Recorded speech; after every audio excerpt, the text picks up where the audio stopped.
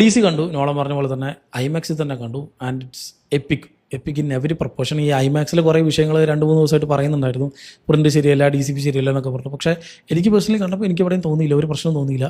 സൗണ്ടും വിഷ്വൽസും ഒക്കെ ഗംഭീരമായിരുന്നു, എവിടെ ഒരു പ്രശ്നം എനിക്ക് ഫീൽ ചെയ്തില്ല. സോ മാക്സിമം ലാർജ് ഫോർമാറ്റിൽ തന്നെ മാക്സിമം സിനിമ കാണാൻ ശ്രമിക്കുക. ഇതൊരു പ്രോപ്പർ മിത്തോളജിയാണ്, ഗ്രീക്ക് മിത്തോളജിനെ ബേസ് ചെയ്തിട്ടുള്ള സാധനമാണ്.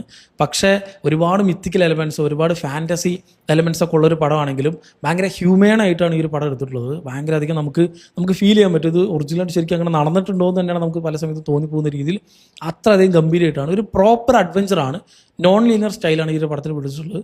എല്ലാം കൊണ്ടും ഭയങ്കര 3 മണിക്കൂർ ഒരു സെക്കൻഡ് പോലും നമുക്ക് ബോറടിക്കാത്ത രീതിയിൽ അത്രയധികം പട്ടാന്ന് പറഞ്ഞ കാര്യങ്ങൾ കാണിച്ച് നല്ല എൻഗേജിങ് ആക്കി ക്യാരക്ടേഴ്സിനോട് ഭയങ്കര അധികം കണക്ട് ചെയ്യിപ്പിച്ചു. കണ്ടു തുടങ്ങി നമുക്കൊരു ഫസ്റ്റ് സീനിൽ തന്നെ എൻ്റെ മോൻ ഇതൊരു മാസ്റ്റർ പീസ് ഐറ്റം എന്ന് നമുക്ക് കണ്ടു കഴിഞ്ഞിട്ടല്ല, കണ്ടുകൊണ്ടിരിക്കുമ്പോൾ തന്നെ നമുക്ക് ഫീൽ ചെയ്യുന്ന രീതിയിലുള്ളൊരു പടമാണ്.